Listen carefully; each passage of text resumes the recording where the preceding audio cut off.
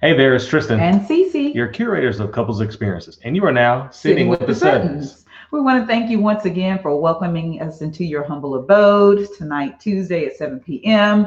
This is going to be some great dialogue, Absolutely. y'all. Please come on in, tag your friends, Share it. share it. This is a once again, another important conversation. I don't think any of the conversations that we have are unimportant, so maybe I have to stop saying that, right? It's a little bit more important. It's a little bit more impotent. I like how you said that. I like how you said that. But first, before we jump off into this, I just want to take a moment to celebrate the wonderful Bay and Brunch we had this weekend. Listen, it was a true turn up. It was. It was a nice vibe. Professional. Yes. Professional. Yes. Ratchet turn. Yes. Pro ratchet kind of. Pro ratchet. At any rate, Carl King Mays, our awesome MC, set it off for it. He really curated an atmosphere that was just loose, chill, social distance. Yeah. You know, we were very grateful everyone adhered to, the policies that were in place. But we want to thank Trez Art and Wine Bar, Chantel McWilliams, the general manager there. We appreciate them so much for opening up their doors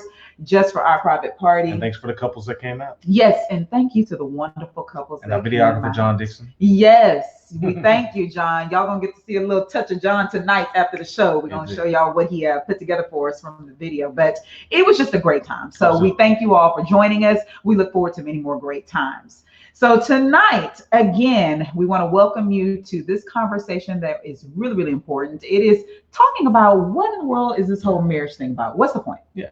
I mean, because everybody wants Bay goals, couple goals, power couple. That's what marriage is, right? Yeah, I guess that's what it is according to Instagram and Facebook. But tonight we're going to share with you really and truly what is the purpose of it? What's the point? And should you even involve yourself in it, to be honest? So let's jump right into this thing. Here's the thing. Everybody loves to talk about when they met. People love to ask, well, tell us your love story. Love a good love story. Everybody. So, of course, we know you love a good love story. For those of y'all who don't know our love story, we'll take a quick minute here to share with you all what it was. So I was off at University of Houston. Tristen was off at Texas A&M University. And we both actually met in a summer internship program called Inroads. Shout out to Inroads. Shout out to Inroads. And those good old LDI summer conferences. Yes, Leadership Development Institute. We had good times in there. But yes, we did. We started off, Tristen, actually, I joined my senior year in high school, and Tristen came in his sophomore year in college. And I'll be honest, I approached him first. Players get chose. I did approach him first. I don't know about all them player stuff, but what I saw was a friendly, presentable guy. He came in with a nice smile. My mom always told me, get you a smiling man. Indeed. So I'm like, he smiles. He has all his pretty teeth. And then on top of that, he has these beautiful eyes. So I did say, hello, my name is CC. You did. I said, hey, my name is Tristen, but I got to see what my options are first. Let me work the room first. Yeah. Look, first of all, I had just pledged DST, so I wasn't even trying to really be up in his business like that. But I did just want to make it known that I liked what I saw. Indeed. So we started off being friends. Long story short, we really did not start dating until after graduation. After graduation. We were just pure friends. We would go and hang out at the mall. Absolutely. Buy our banana smoothies. Yeah, I'm banana smoothies. Pick her up. We had a good time. He would come over and hang out. Really, there were just no expectations because at that time, what did you decide you were going to do during college? Well, during college, I, abstained from marital activities as well as dating. So I just really want to focus on God and my grades because, I needed Jesus to see my way out of college. Y'all, college. Yes. So, and then I just wanted to have a good time and just enjoy life. I really wasn't trying to be in any kind of serious committed relationship. So I think that's what made it fun for us. Yeah, absolutely. So we just connected, stayed in touch, when I would come home for summers because he went to school in Houston.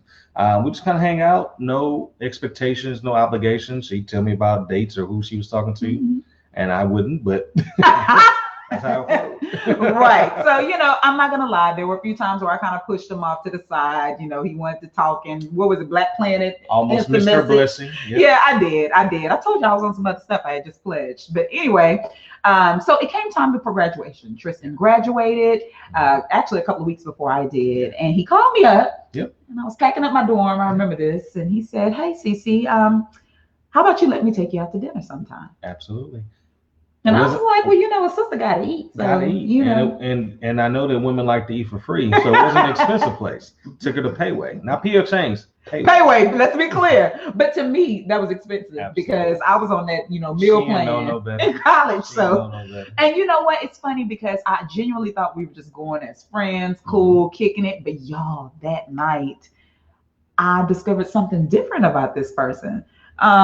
Sometimes we as females have a tendency to think, oh, I already know him. That's just my friend. Right. Well, this brother showed me a completely different side. With their charm and their life. He did. And the rest is history. We dated for probably about a year. Yep. And then we're engaged a year. And now we've been married uninterrupted for 13 years. For 13 fun years. Yeah. So that's our love story. Again, everybody loves a beautiful love story. But I will say this. I don't think that we really stop to ask, what's the origin story of marriage itself? Like, where did this whole marriage thing even come from? I think people just feel like my parents did, or I've seen people in my family do it, or I see it on TV, the Cosbys. Yeah. I need to do it too. Most people think that marriage was created by society. It's some kind of social construct that's what you do. You find love, you get married, you have children, buy a house, retire. And you live happily ever after, and that's it. So that's what most people think. You're not alone if you think that way. However, I really believe that this is why so many marriages come to an end, because we really don't understand what the true purpose of marriage is. The origin story of marriage, the concept of it. Yeah. And, at the end of the day, I think what happens is we put too much focus on the benefits of marriage. And not the purpose of marriage. We're going to talk about that. We're going to talk about that. People like the perks. Yeah, people like the car notes, love the perks. The perks are beautiful. We love to drive the Benz, but we don't like the Benz car note and the maintenance. The maintenance. See, the car note I've come to Christ with, but it's that maintenance part. Absolutely. Yes. So Tiffany says, no one really explains what a marriage is growing up. You are absolutely right. We just kind of get thrust into this thing and hope for the best. We do. And, we're kind of giving little hints and, make sure you cook for them, make sure you do this, that, and the third. But no one really stops to talk about it. So what we're going to do tonight, like I said, is we're going to talk about that. But first, I want us to talk about what are some of these benefits of marriage. There's nothing wrong with the benefits itself. I went in the chat log. I'd like for you to type down some of the benefits that you find to be a reason for why you would get married. Some of the benefits that we have, happiness. You hear people want to get married for that. Happiness. Of course. No, partnership. Partnership, companionship, absolutely. Physical touch, intimacy. A little bit making marriage great again. Making marriage great again, absolutely. Hot food on the table. Let's be honest, to procreate. I'm hearing more and more conversations from women who are now like, you know what, throw the whole marriage thing away. I just want some children. Yeah. We're starting to kind of step out of order on a lot of things for many different reasons. We all have our reasons, but of course, procreation is a benefit of that. Societal benefits. You have some nice tax breaks and have some tax breaks. Insurance. You got dual income. Yeah, it's some good benefits to it. So nothing wrong with the benefits themselves. But let's really delve off into this and talk about the three most common benefits of marriage. The ones that you hear a lot of people saying, I want to get married for this reason. Right. The first one, you probably guessed it. Number one, happiness. Everybody deserves to be happy, right? That's true. Everybody does deserve to be happy. I think two people, but not, but go ahead. You're so silly. Here's the deal. A lot of people think that, the whole point of getting married or the whole goal is to be happy, but that is not the point of it. It's just a benefit. And again, it's a nice benefit. This is a social construct that many of us have subscribed to. And what you start to hear is when you get married just to be happy, when you get in that marriage and that light turns on, it's like, and life happens. And life starts to happen. really You quickly. lose a job, children, death in the family got to move in.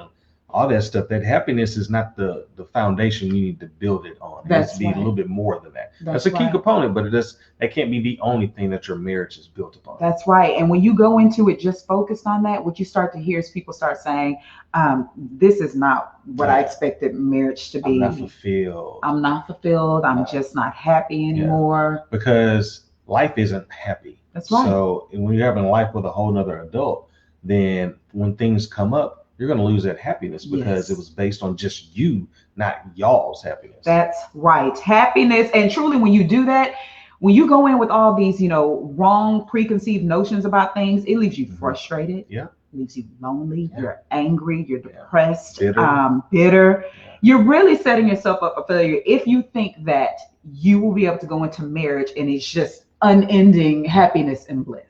Absolutely. I see some comments popping up. Let's see what we got. Tiffany says happiness leaves quick. Yes, it does. It is fleeting. He can lace his Nikes up and sprint with the best of them. and you got to remember too, it's a feeling, it's an emotion. When you hear people saying, you deserve to be happy and with someone who makes you happy, I like a lot of the memes and stuff that we see out here on social media, but a lot of them are some pretty bad advice, to be honest. And somewhat shallow. Talk about it.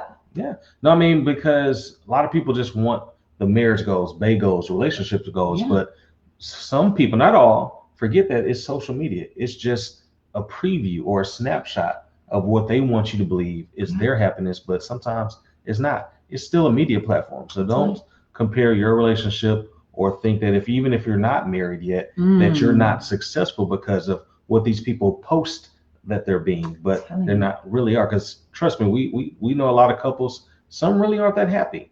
And so you have to be careful with what you consume and what you base your happiness on and your belief system on, specifically social media or TV and movies or music. Yes, all of the above. There are two things that you hear me say quite often. Number one, comparison is truly the thief of all joy. Yeah, it really is. And the second thing that you hear me say often is you have single women who want to be married and married women who want to be single. Talk about it. So it's really, really important that you find a place of contentment, okay? Contentment is not always, doesn't mean you're always going to be happy and everything is beautiful, but you've learned that whatever season comes, you're content in that. Absolutely. So be careful about some of these memes that you're reading where it says you need to be happy, find you somebody that's going to make you happy, all these things, because that is an ever fleeting thing.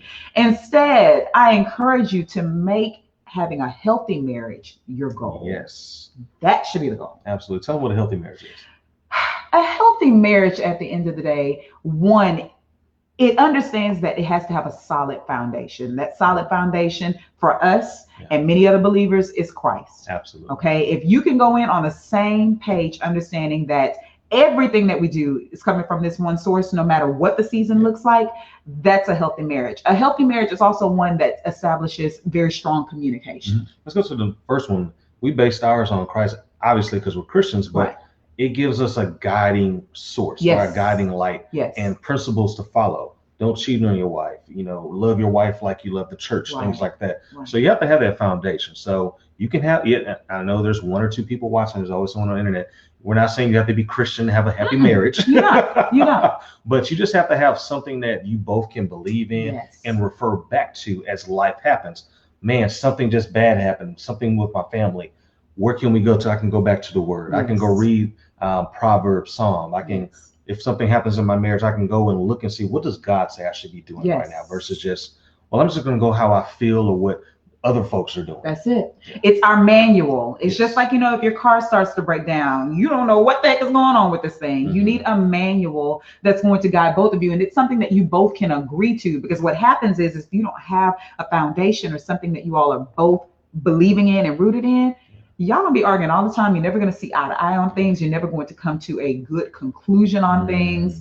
It's just important, once again, that we really focus on having a healthy, not so much always a happy marriage. They can go hand in hand. They can go hand in hand. I'm happy, when you think about things overall. It doesn't mean, though, that just because you're happy that you don't have life happening. Absolutely. And I think that's the part that we don't take the time to think about. Life happens real and real fast. It really does. During 2020, frequently.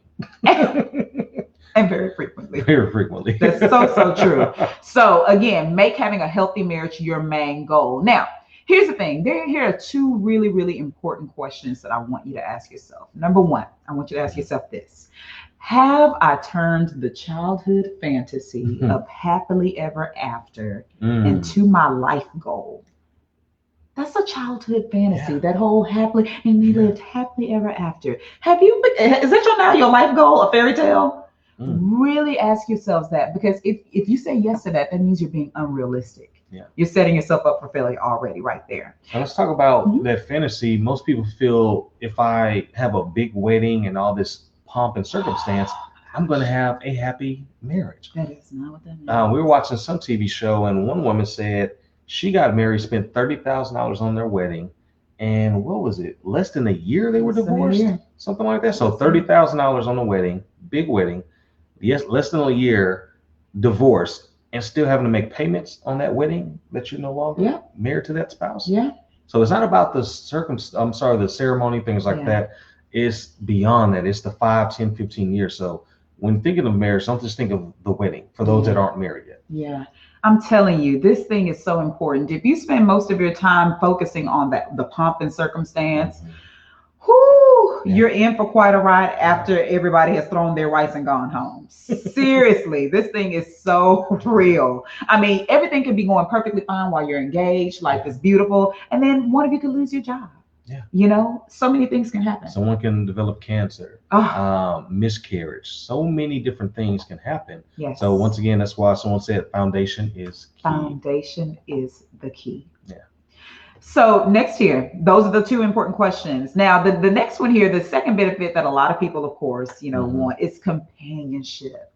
I don't want to be lonely. I'm tired of showing up to events by myself. I need me a boo. While there is nothing wrong with companionship, because God actually did design that into the whole marriage thing, if you become consumed by it to the point where you just will snatch the next thing that comes, that's where the problem is. Use this time of solitude to really define who you are, identify yourself, what you like and don't like, and what you really need, not necessarily want. What I mean by that is you may want 6-pack, 6 figures, 6 feet tall, but do you really need someone that's just decent height, solid job performance, loves God, loves their parents? I mean, need versus want. Yes. And sometimes people feel like, oh, I only got what I needed, so I settled, and now I feel bad because I settled. Well, there's nothing negative about settling if it's your desires or your requirements. Right. And again, we talked last week about preferences versus requirements.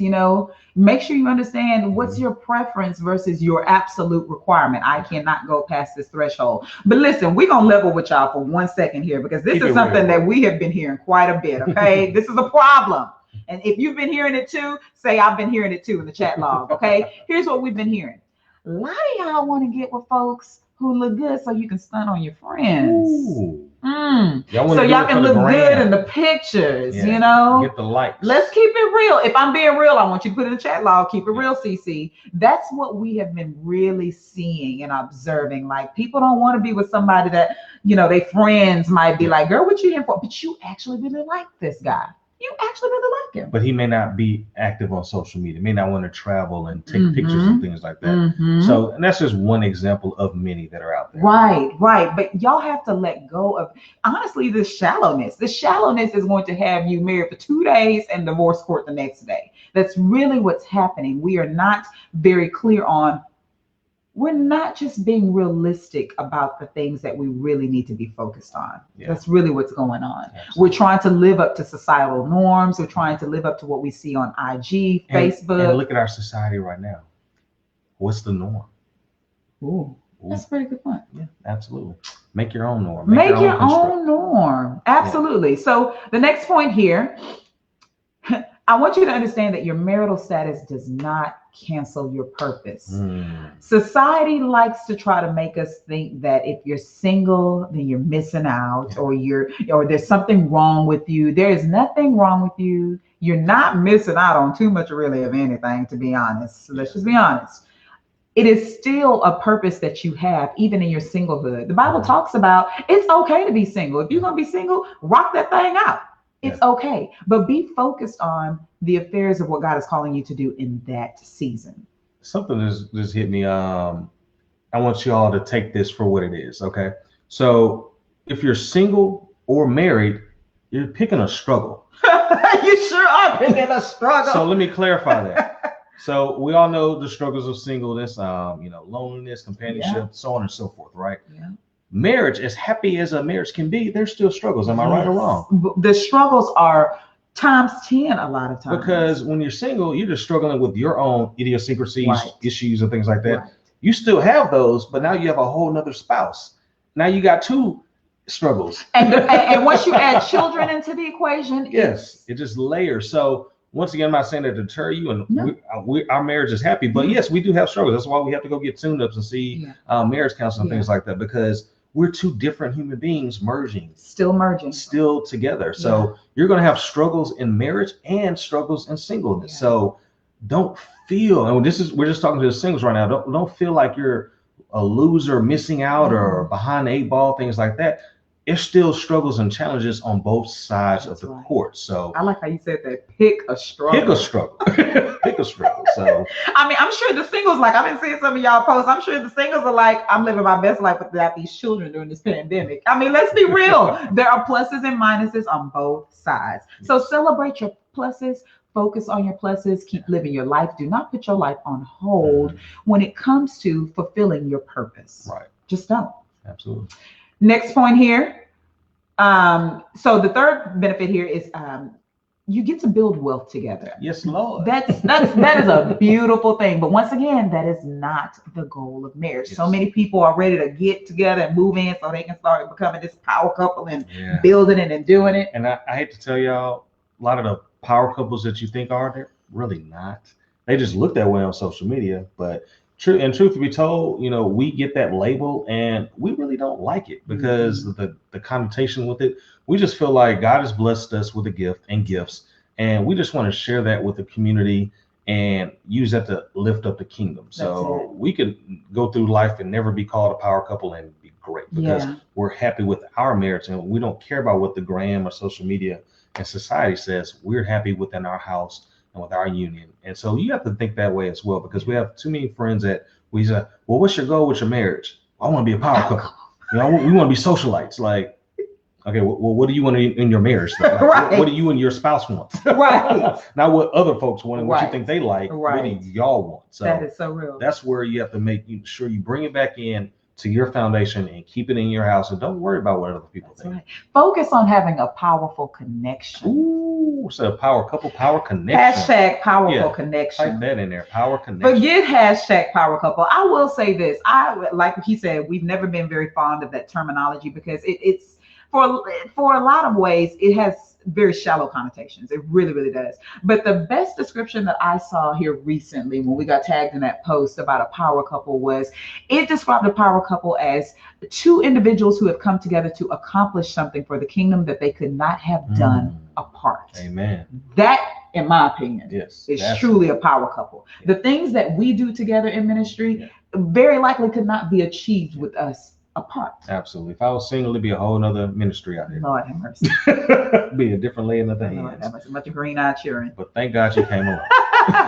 So just keep that in mind. Make the goal about growth. Okay, make the goal about growth and getting stronger and building a powerful connection.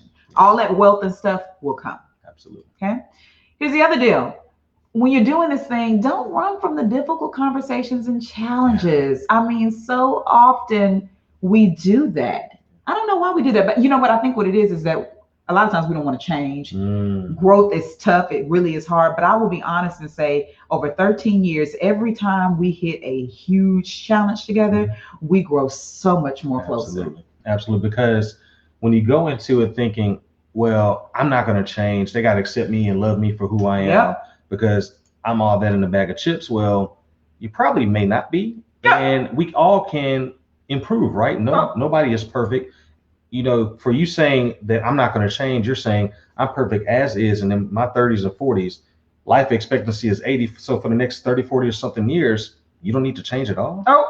There's no improvement, nothing that needs to adapt. So reset that mindset and you will see a lot more opportunities in front of you and growth in your marriage. That is so, so real. And for those of us who are like, excuse me, I've been this way the whole time. You met me like this. Well, okay, I may have met you like that, but I don't like that no more. So can you do something with that? Can you work on that? Can you try? I remember when we first got married.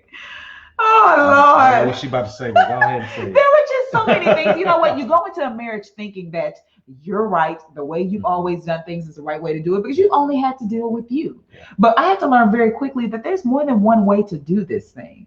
And just because, you know, I'm the apple of my eye over here and I think that this is the right way to do it, you're with a whole nother person. I don't even like apples. I like pears. Oh, here we go. You're so silly. But you really have to take the time to not run away from welcome the difficult conversations. The most difficult conversations that we've had, there's sometimes not just one conversation. There's several. Back to back. But that's why you have Out of Love. Out of love, absolutely. And babe, Out of Love, I need to tell you something that's been irking me. It's the whole pandemic. Right. And always make that person feel comfortable enough to be able to open that door until they get to a place of comfort in the situation. Yeah. You know, you do not want to be that spouse that's like, I said what I said, and I don't want to talk about this no more. We hear about that. Yeah. We hear about that. I hear more so men being like, we're not talking. And the thing about that, whoever says that I said what I said, long term, it doesn't really work out for you. It doesn't. You may feel good, like, yeah, I told them. Right. But then a month later, when they're not talking to you because you said what you said, well, why don't you open up to me?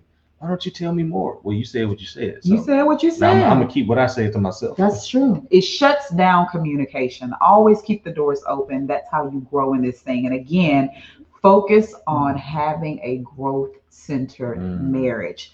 What does that mean? A marriage that promotes self-esteem, self-discovery, personal growth. You know, we are ever-evolving creatures. We talked about that last week. Yeah. I'm not the same little CC. I used to eat bad. Now she got me drinking juice every day, working out. Green juice. Yes. We change. We evolve. Our mindsets change. We hopefully mature. I just want you to understand that it's important that you give your spouse space to grow. Absolutely. So we got a good comment right here. Yeah. My wife used to say, you can come as you are, but you can't stay that way. Ooh. You have to be made uncomfortable in order to grow. That'll preach right there. That will definitely preach right there. I like that. You can come as you are, but you leave it here. You know, you need to be willing to. You're walking over, but you're looking back.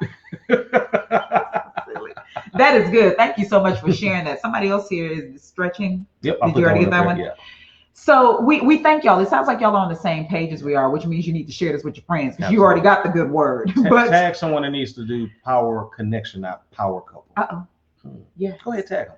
I'll take the heat for it. Put it on should. Put it on should. So here we go. Those are the 3 primary benefits for why people get married. But again, benefits are not purpose.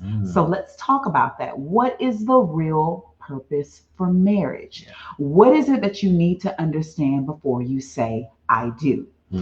If you want to have a healthy marriage, y'all, the first thing that you have to do is you have to understand that marriage was God's idea and not society. So it wasn't the Adams? It was not Adams. Walking around talking about, look at all these animals. No way. It was never set up by society. It wasn't your mama's? No, your it grandma, wasn't. Big mama? It was not. Bless all their hearts. It was not. But we are made to believe that it is because we follow the societal norms, the things that come with that. But truly, marriage is something that God created, okay? And in the Bible, it says it's intended for, just really simply put, marriage is intended to be a gift to us from God, okay? And it's designed to bring us joy and Him glory, period. Period. It truly is a gift from God. Now, society will make you feel like, you know, it's everything but that. Yeah. You know, it really, you know, before Eve ate the apple, here we go. God intended. He saw Adam toiling in the garden and said, you know what? It's not meant for him to do this alone. It's not. Let me put him to sleep, take a rib out, and form another whole creature to be with man and keep him company, give him companionship, and have his back Yes. and worship me. And to help him fulfill his purpose here on earth. Purpose. That's exactly why we're here. You know, marriage is not so you can have somebody help you make you happy. Buy you Birkin bags. Take you on trips. Yeah. Or so they can take care of you for the rest of their life because you don't want to work. I mean, that's fine if that's what y'all have agreed to, but there are some spouses who are going back and forth about that because she just wants to be taken care of, or he is some. Oh Lord, there's some trifling ones out there. There's some trifling ones out there. But marriage is God's gift to us, designed to bring us joy and Him glory. Now, it's a gift, but with that gift, there is a responsibility. Have you heard of it, baby? I'm a strong. Please don't be. You will never work with me, baby. I'm out here working it, riding around some tour. Okay, back to it. That is my song. I don't know why you got me all around. Boy, you're a mess. Anyway, yes. There is a responsibility that comes along with this. Yes, and what's happening is that we don't understand that responsibility part, or we don't want to embrace that responsibility part. Right. So God created marriage as a sacred covenant between a man and a woman, and it's our responsibility to work in unison.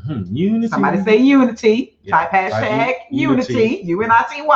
Like Rick James. To work in unison to reflect His image. Yes. And to expand the kingdom. Absolutely. What is God's image? Love. Yes. Light. Yes. Respect. Harmony. Those are the things. In some marriages, we're saying everything but that. Indeed. Unfortunately. Yeah. So we need to understand, first of all, what is His image? Yeah.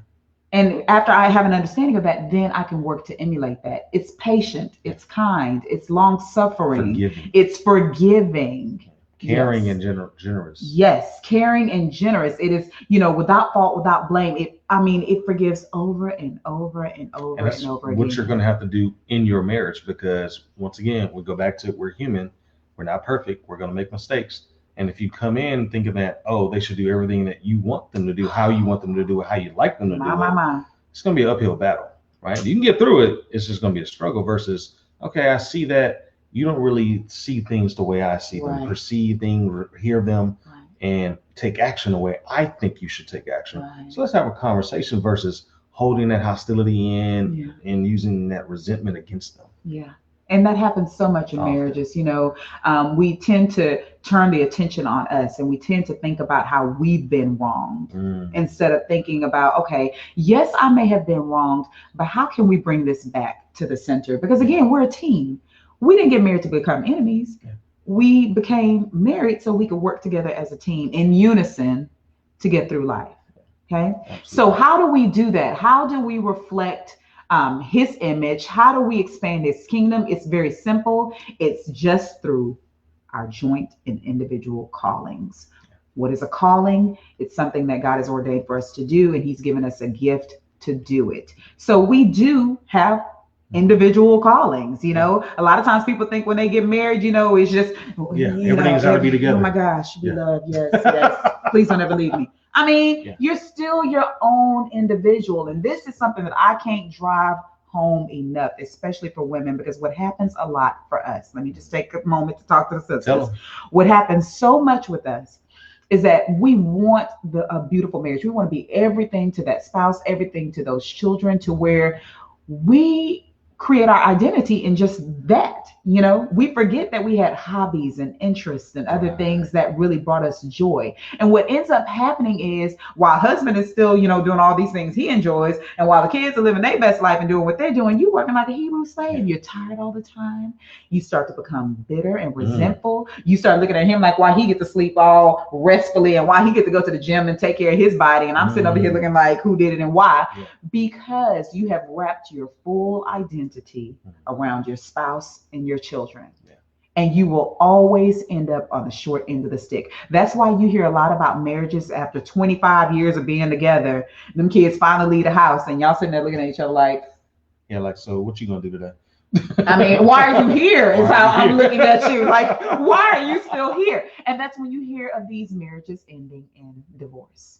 The best way to keep your marriage whole and healthy is to keep your identity. Still have your individual calling. And fellas, now's the opportunity to allow your wife to identify herself and hold on to that and express that, because we got with them because of who they were as an individual. And so we can't suppress that. We have to let them grow, let them take flight, and let their wings spread. Like we want them to support us as we go start our businesses, maybe coaching Little League and things like that. As they support us, as we're doing what we've been called to do, we have to support them as well. That's right. And I'm so grateful for you, man. You know, I wish I didn't know about all this before we got married. I just looked up, praise God that you had this mindset, because what happens so often again is that she pours everything she can into you, and you got your business and it's flourishing, you living your best life. But the minute she goes and tries to find her wings, then you get all, you try to clip them, or you start to feel like, well, I need you over here. You know, it's really important that we allow each other the space to grow and still have our individual callings. Absolutely. So basically what that means is she doesn't want to always be known as Tristen's wife. She wants to be known as CC Sutton, the individual that happens to be married to Tristen, and vice versa. So we have to make sure that we support our spouses on their endeavors and their dreams, but also keep in mind that we are a unit, we are a team, and that no one is greater than the whole. That's good. That's good.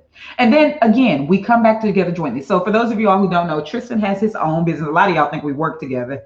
We do now because we have the travel business. But before, he had his own business, calling, things that he does for the community. And I had my own business, calling, things I do for the community, hobbies, interests. But what's the beautiful thing about our marriage is that we always are able to bring it back to so many commonalities. We have a lot of things that we actually enjoy together, but we're only able to really enjoy those things together because we give ourselves the space to be two different individuals. Absolutely. Very important for that, because as you grow apart in that aspect, you actually grow closer together. Yes, you do. That's good. That's good. As you take some time apart, you actually grow closer together. Absence makes the heart fonder. That's it. That's it. So here's what I need for everybody to be asking before you say I do to anybody. You need to ask yourself, is this someone that I can work in unison with to advance the kingdom? Ooh. Kind of like how Eve did with Adam. Same thing. Until she gave him an apple. Don't yes, they start. worked You are something terrible. The kingdom, which at that time was their garden. That was their garden. Until Absolutely. she got them evicted. But they worked together, and that was the purpose. I'm not doing this with you tonight. Do it for the people. No, we're not going to do that. You're right. You're right. You're absolutely right. That is how it came to the demise. But it is important for us to understand that marriage is more than just, can he provide for me? Is he going to take care of me? Because let me be honest. He can have 6 figures today and 6 cents tomorrow. Absolutely. It's not about just only that. That is a benefit. If he does well, he's a high earner. That's great. But the true question is will I be able to work in unison with this person to reflect the image of God, to reflect what he's asked us to do in our marriage? Absolutely. If you say no to that, I'm sorry. If you say no to that, you need to say no to him. Go ahead.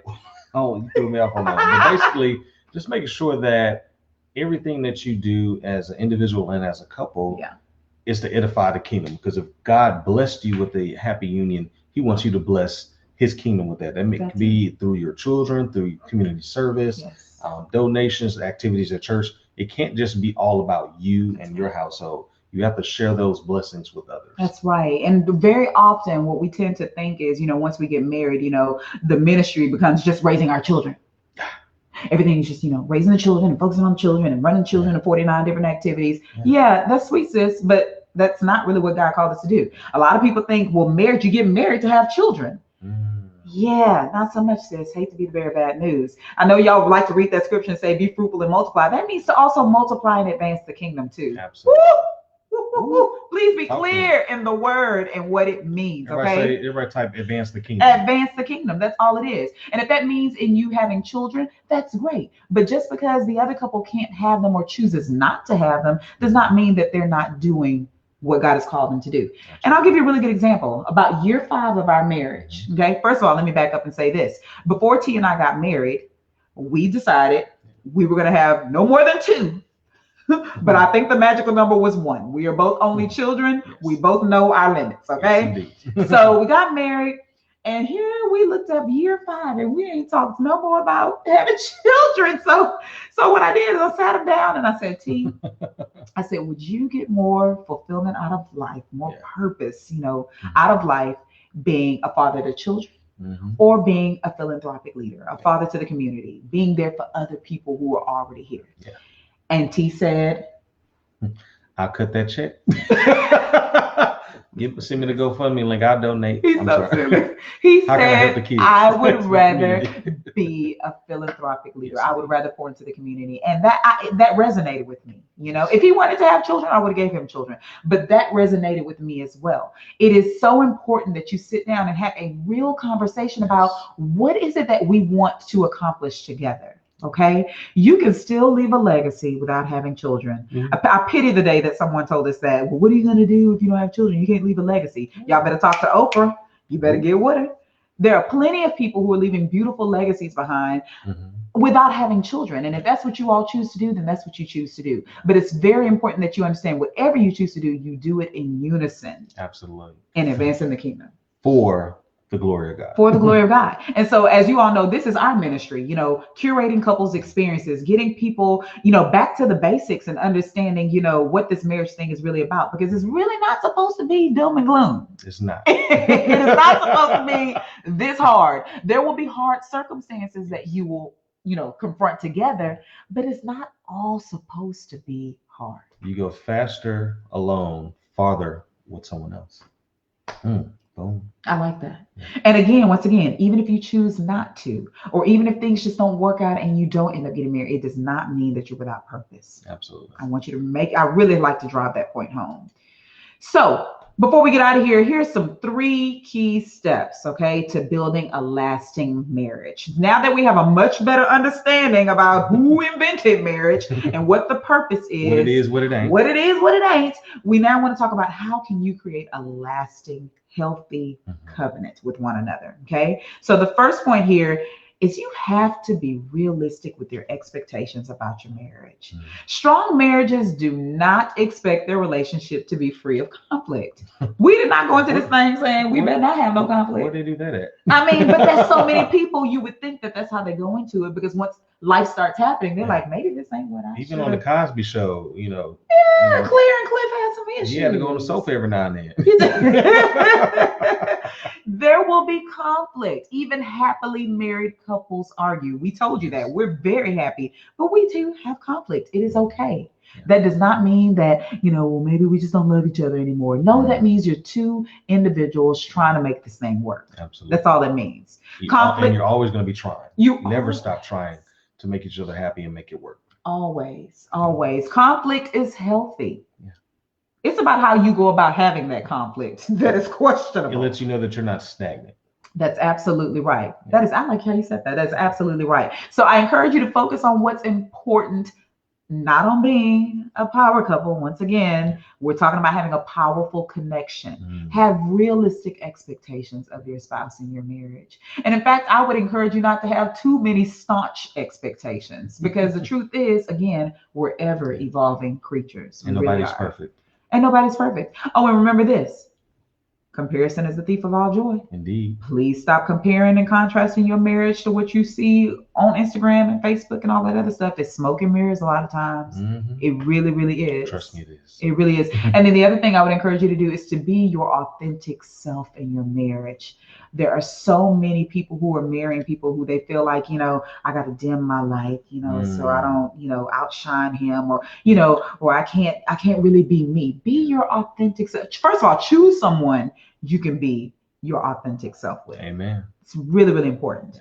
Secondly, here, embrace the challenges. Because they coming. Like the 1st and the 15th. Please, no. They are coming. They do not care that y'all just got married yesterday. No, they do not. They do not care. From, you know, exes, baby mamas, jobs, sickness, tragedy, financial stresses. Yeah. Challenges in faith and beliefs. I remember not too long into our marriage, we both got laid off. We was like, oh, okay, this happened. We at home looking at each other. You on monster.com? I'm on Indeed. Let's see what we can get popping. Listen, marriage comes fast and furious. Now, you know, we were able to get through that still happily. Because of that foundation, it wasn't, oh, I married you because you got money and you married me because I got money. Right. It's by the grace of God, we have money saved. And so we weren't able to stress and look at each other like, you're supposed to be the provider. Well, you're supposed to be bringing it to your part to the table too. Yes. So we were able to navigate that in a calm, collective manner until God blessed us with income again. That's it. That's it. Yeah. This is it's all about your foundation. It all goes back to that. If you have a solid foundation and understanding who is going to be the head and who is going to give you the recipe to making this work, that's half the battle right there. I mean, we got a recipe book. It's the Bible. That's it. That's it. Thirdly, here and last, push yourself to become a better version of you. If not for yourself, at least for each other. You know, there are going to be some things that you honestly, you didn't know was an issue. You're like, I didn't know that was a problem, but it is one. So what can we do to start working on things? I'll give you an example, y'all.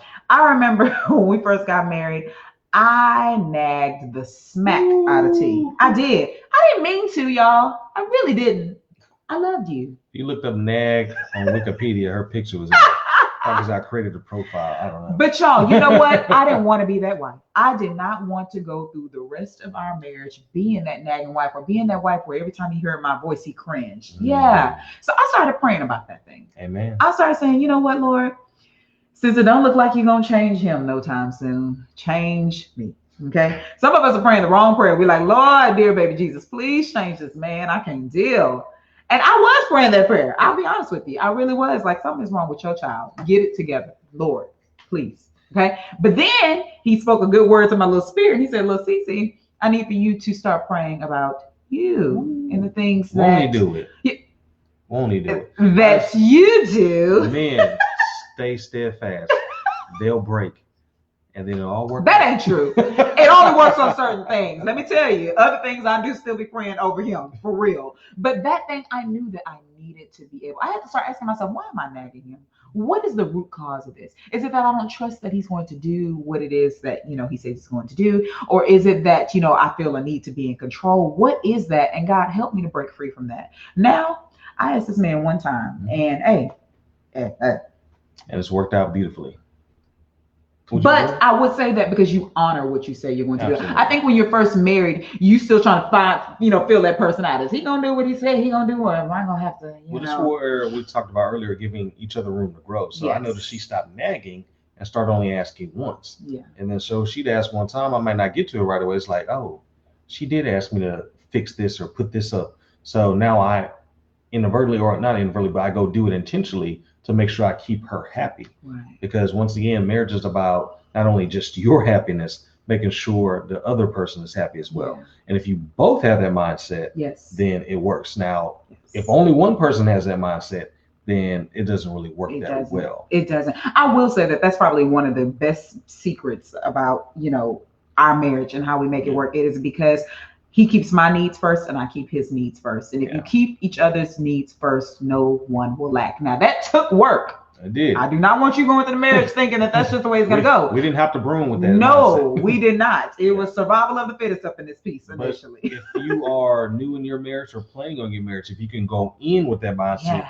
it'll be a smoother journey versus having to find that out the hard way going down. So even if you are already married for years and you don't have that mindset, maybe do a little reset so you can stop picking these struggles. Yes. And it'll be more joy. That's it. That's it.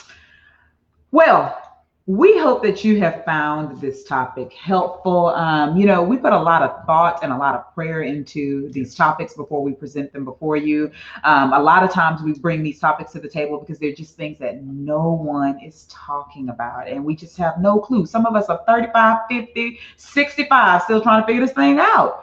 We got to do better. We got to sit down and have some of these conversations. So we certainly hope that you have found this helpful. One final thought that I will leave you with, we know that in God's word, it says that he hates divorce. Okay.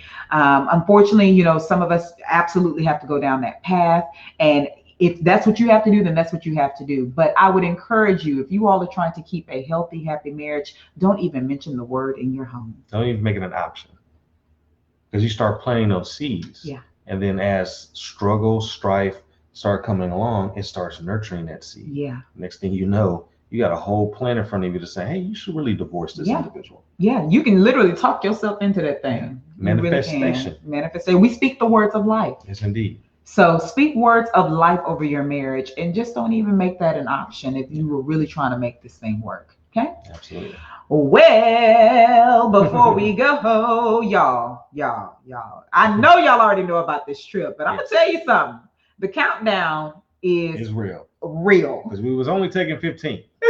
We're only taking 15, y'all. And listen, right now, as it stands, there are only 10 rooms remaining. Yes. Y'all are trying to get flued up out of here. I get it. Yes. We cannot wait to have you. Again, as you know, we have gone already to Akumal just to make sure it is what it is, and y'all, you will not believe how absolutely incredible it is. So no cap, sincerely. When you get there, you're gonna be like, little CC, little T. I'm so glad that y'all told us to come. Yes. It is beautiful. So if you are interested in going with us, again, we only have 10 rooms remaining. November 30th is the last day to make your deposit. Yeah. I'm telling y'all, these 10 rooms. The last day to make your payment is January 11th. That's good. January 11th is to make your deposit is November 30th, yes. But to make the final payment for the complete trip is January 11th. So we still have a little time, just a little, but not much. And so people are buying these rooms literally, and we want to see you all on the trip with us with other professional fun companies. That's it. So head on over to SuttonAdventures.com where you can get all the details.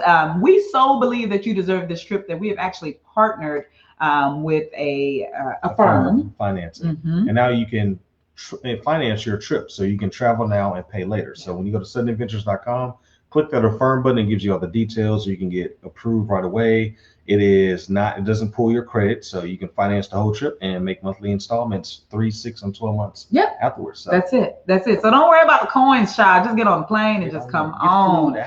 If you want a few more details, you can text Akumal to 31996. We'll be happy to send all of that to you. But we are excited. February is going to be beautiful. Ooh. We have curated a Valentine's Day experience, okay? An experience just for you to relax, relate, reconnect, rejuvenate, just all those great R's. We've got things planned out, then we got plenty of free days for you. So this isn't going to be the turn up at the club every night.